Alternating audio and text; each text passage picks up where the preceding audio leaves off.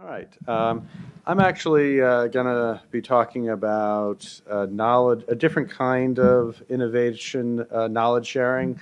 I first of all, as you know, I'm a political scientist, so I study government, and I'm studying innovation in part in governments, but I actually think some of these issues are really transcendent.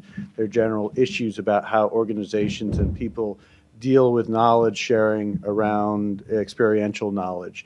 And in particular, what I'm interested in is how knowledge is shared in distributed systems, in decentralized distributed systems. So you have many organizations dealing with similar issues, and to what extent do they share information with each other in a way that benefits one another?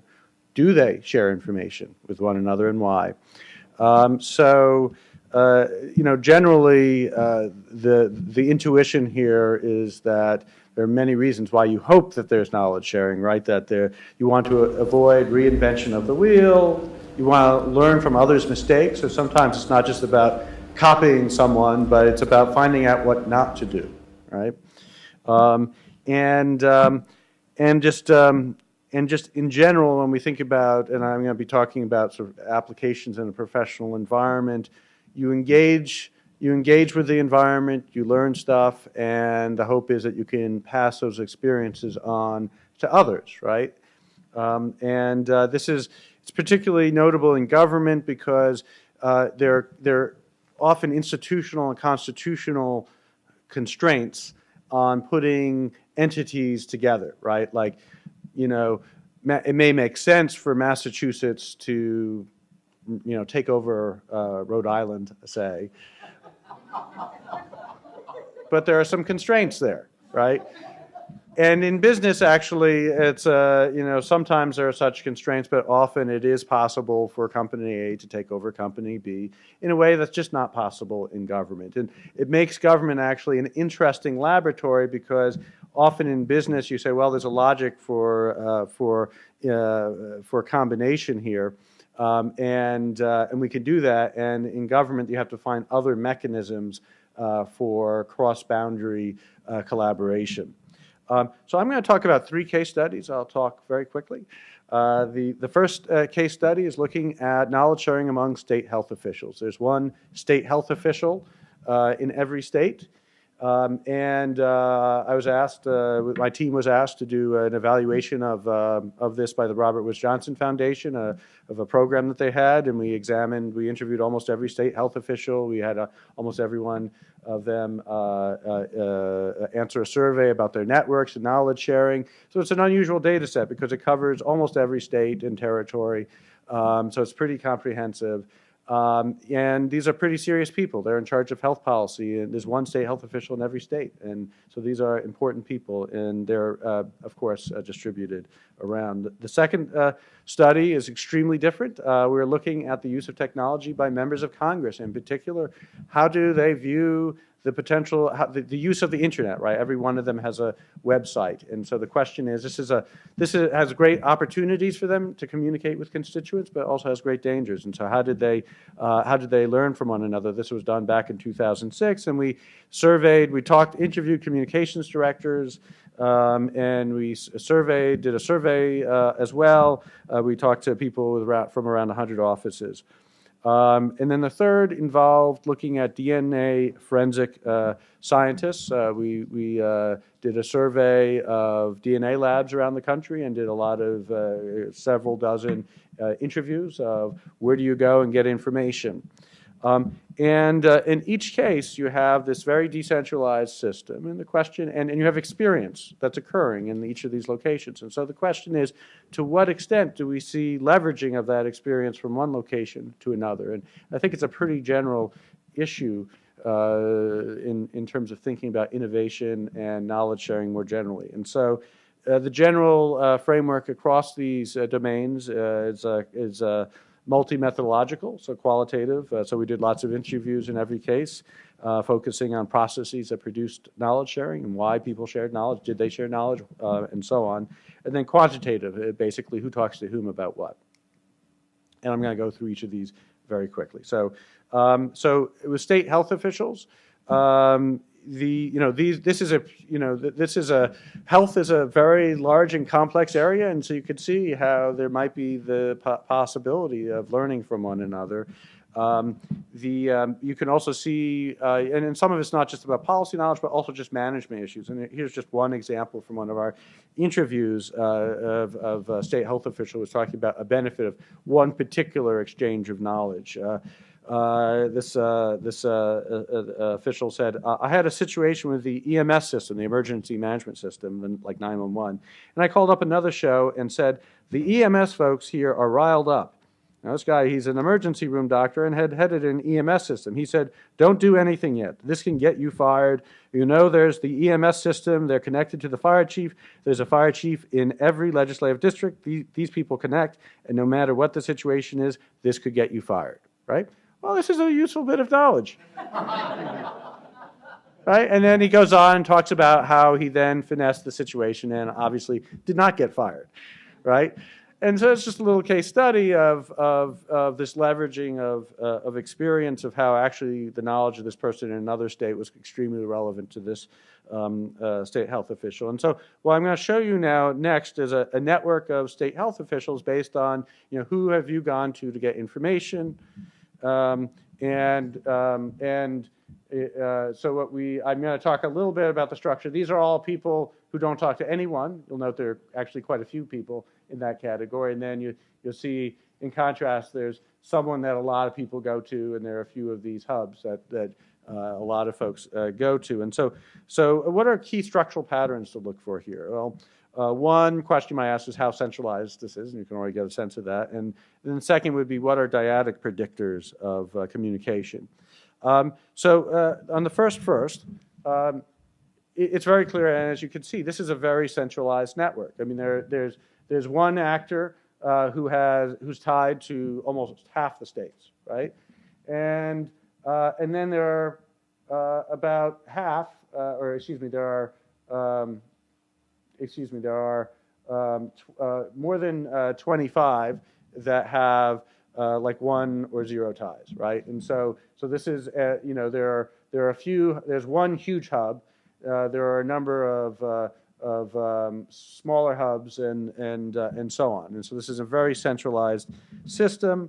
The top 4 actors out of the 57 are providing 27% of the advising, and the bottom 25 account for only 10 ties out of the 171 total, so 5%. So the bottom maybe 40% account for 5% of the ties. And so there's a few folks here who are doing a lot of advising and a lot of people in the periphery.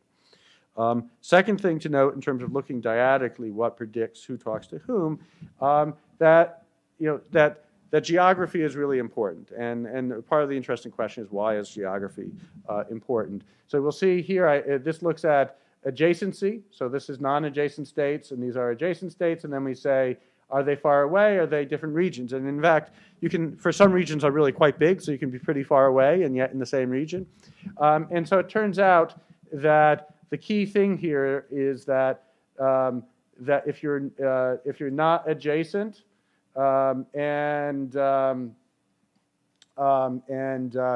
if you're not adjacent, you're not close, you're in a different region, then you're not talking to each other. You need one of those things to get you to talk. And there turns out, when you look at this, there are a number of reasons driving this. It's not just that, let's say, cost of getting from one place to another, because for most of these states, it's not easy to get from one capital to the other, right? It's even if you're going down to Providence, that's pretty fast, but that's about as fast as you get between two capitals in this country. There are a few things. One is that the HHS has these regional meetings of shows, and so there's an institutional mechanism. Of course, the regions are really arbitrary lines, but it matters if you're on this side, this region or that region, because there's an institutional mechanism to facilitate meeting, and that's really important. The second is that policy issues spill over with health. So if you're adjacent, you have to deal with the adjacent state, And so you have to have one of these ingredients at least to meet, but actually does turn out not to be non-additive. It's like no matter what, there isn't a great probability of communicating, but if you don't have any of them, you're almost certain to not communicate. But the most striking structural feature of this network is there's just, someone who studies networks, you want to see lots of ties and so on, and they're just not terribly deeply tied together. And it's like, why is this? Why isn't there more connections? And there are 5 reasons I'd identify. One has to do with the scale of these organizations. The second, difficulty in locating expertise. Third, the lack of pre-existing relationships. Fourth, parochial networks. And fifth, perceptions of exceptionalism. And I'll walk through these quickly. The first is that these were people who had these state health officials had lots of ties in their own organization. So these were like 400 or 500 or more employees, and said, well, I would go talk to them first. I wouldn't go outside of the organization. And you understand that to a certain extent. But there are people down the hallway. That's where I go first. Second is figuring out who knows what. Right? You may see the faces, you may know the names, but you know what people know. I have an exercise in my class in networks, which is to say, before spring break, who's going on vacation? Well, does anyone in the room know something about the place you're going on vacation? And people say, well, I don't think so. But they don't actually know. And then we do an exercise of where have you been, and what do you know about, and where are you going? And it always turns out there are a whole bunch of connections, and I always manage to generate lots of good vacation advice for my students, which is always a good thing. But just generally, we don't know what we know. Collectively, if we're lucky, we know personally what you know, maybe, but you may not know what the person next to you knows. And so here's an example of one state health official said, I've never received a call from a colleague asking about how to handle nursing home situations. And that's my expertise. This person came out of this area. How and why should any show know that I have expertise in nursing homes? Right? So is there a mechanism to locate expertise in the system? In this case, there wasn't, and this was one of our bits of advice to our WJ was to create more transparency in this regard. There's a lack of pre-existing relationships. Generally, there wasn't this mechanism for people to meet each other. This is great. People are meeting each other. Hopefully, you'll follow up. But if you only meet once, you probably won't. And so there needs to be the opportunity to have a beer with someone, to meet someone, to chat with them multiple times, and then you start to get in the comfort zone, to drop in the email, say, could we talk by the phone, and so on. There were these remarkable perceptions of exceptionalism. We're different. Rhode Island is really different from Massachusetts. We couldn't learn anything from you folks, right? And you'd hear this again and again. And some of it's true, especially if you're dealing with the logistics of the politics, although even in that first example, we saw the politics actually have notable similarity across states. But, here they say, well, there are common issues like bioterrorism, West Nile virus, and so on. You can learn stuff, but that's really not the important thing. We're dealing with the practical politics every day, right? It's like, oh, West Nile virus or bioterrorism isn't sort of at the top of your list. That's interesting, a little troubling. These people, in part, one of the reasons why they don't know each other is that they're drawn out of parochial networks. One of my favorite examples of this was a state health official who said, yeah, when they hired me, they had a big national search. They put this all out, and they're trying to get the best person in the country for this job. It's like, oh, very impressive. And then he happened to mention later in the interview that he had been the governor's primary care physician. It's like, wow. That was one lucky governor that he happened to have the best, person in the country happened to be his doctor. What were the odds?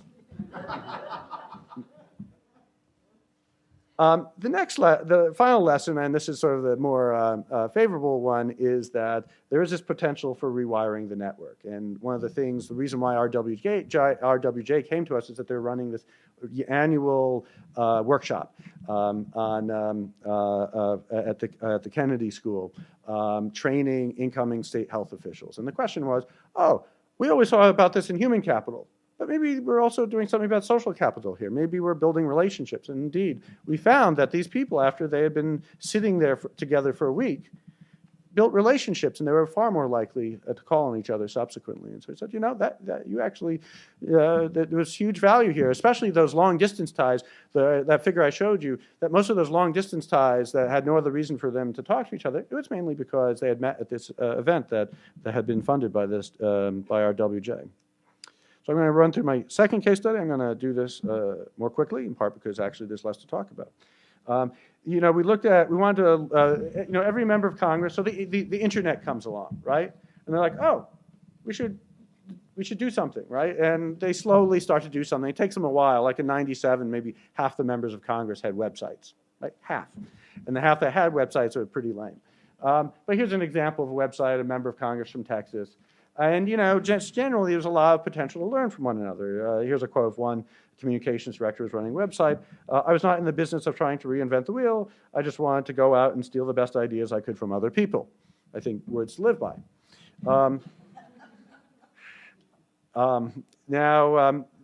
I think I want to highlight here in this system, I think this is sort of generalizable, that there are three types of knowledge sharing one might think of. One would be, and especially given the nature of this innovation, that you could imagine attentional knowledge sharing, so I can see what you're doing. We don't talk, but I can actually tell what you're doing, and I emulate it. Thin would be, in this case, just talking very briefly about someone, like who's your vendor, but not really going beyond that. And thick would be look at other websites and then talk to people and have extended conversations. And we figured, all these people are close together, and this is like going to be a laboratory for innovation and knowledge sharing, right? Wrong. These folks didn't talk to each other at all. Right? It's like they're all within a few blocks of one another, right? This is like 400 something, we're looking at House members, little organizations who are all dealing with identical problems, right? They should be talking. Nope. So when we interviewed them and we then coded this, the most common category when we asked people was that they just looked at other websites, but they didn't talk to people. Or let me see. They did not connect with other offices. And then the next category was we just called them and found out who their vendor was. They're like, I'm too busy to do this. I'm like, this is your main mechanisms to communicate with your constituents. And this isn't like really important to you. And then there was, to what extent that people did talk to each other, it was, mainly, there's a lot of structure. Mainly, even just looking at attention, they mainly looked at the websites of the same member of Congress. Like they couldn't learn from how the website was done by someone from the other party, right? And 60% were from the same state delegation. Which is remarkable, right? Because on average, there's going to be just a couple percent, right? So it's mainly same party, same state. And this is just for what they clicked on, right? So it's a distinctive lack of imagination. This isn't recorded. Well, I guess it is recorded, so yikes. Yes, it's bleep, bleep, bleep. And then, it's like, well, you all have websites, they all look sort of the same. And they're like, no, every congressional office just runs their own way. We don't have really anything to learn from anyone else. Like, really? Like, again, this is the lesson that came up again and again. People think they don't have anything to learn from one another. But I think the most important driver here was the high turnover, that these people, the median time in office in that position was 1 year, and then they moved on. And so it takes a long time to build relationships. Also, by the way, there's no vision of shared purpose, that you'd think that even at least people in the same party would say, well, I have an interest in other members doing well, and no, they didn't. They didn't care. They only cared about their office. The third, and this one I really am about out of time, but it was, I do a lot of work on DNA, and I have a book out and done some stuff with the state. And the question is, part of my research was looking at the use of DNA for crime scene investigation. I'll run through this, and there's, the question is, there are a whole bunch of issues, scientific issues, management issues, legal issues that everyone has to deal with, and the technology is changing like almost by the month. And so this is just an area that's percolating. And so the question is, you really want to be able to learn quickly.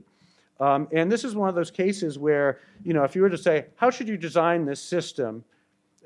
Just from a practical efficiency point of view. And then you said, that's what this looks like. And then you say, what does the reality in the United States look like? It looks very different, right? Because, ideally, there really are opportunities for scale in so many ways, but every state has to have its own system.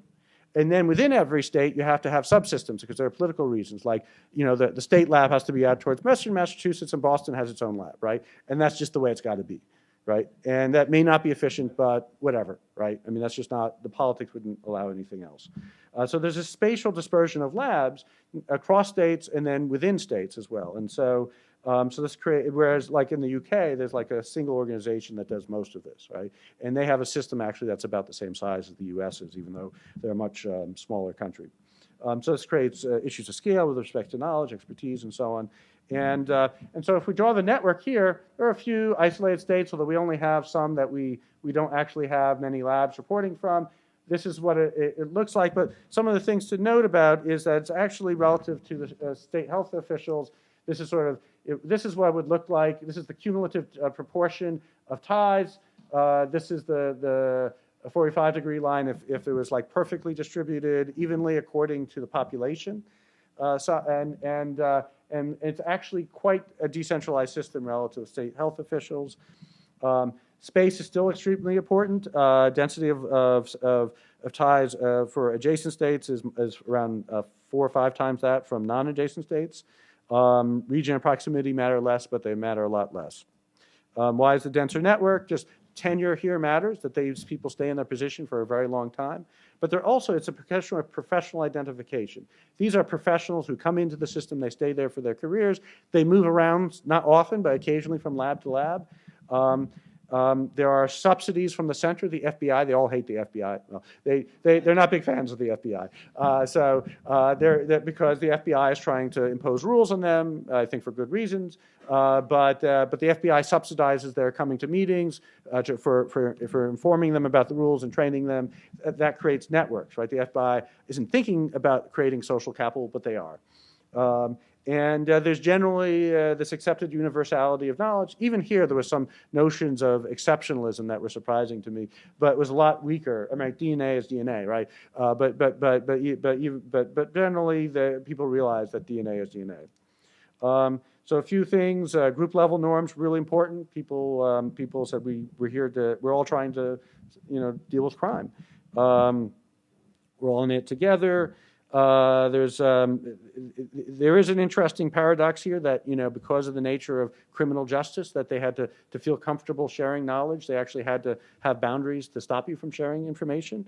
And I think this is something that actually does generalize in many settings, that you have proprietary information. It's not about the criminals, it's actually about the defense attorneys that they worry about, that they might be on the listserv, for example. So some people say, I'd never answer a question on a listserv, right? Even though that might be incredibly effective. But it's because they don't want to be deposed later, and many of them won't ask questions and so on. So it's an interesting question of how you manage those boundaries. And I won't go into the quote on that, but that I think is critical to take away. So let me just give you a very quick summary across the cases. In the systemic outcomes, we had a variation in centralization, variation in density, and the key drivers were geography. And just generally of the structure of the networks and all in the 2 state cases, perceived universality of the knowledge being shared, having perceptions that we're in a shared cause. If I help you and you perform better, that's good for me. I'm happy with that. Length of average tenure was hugely important, because it created the opportunity to create ties. And then finally, there really was room for exogenous interventions, management at the systemic level to help tie the network together. So I will end there. Thank you very much.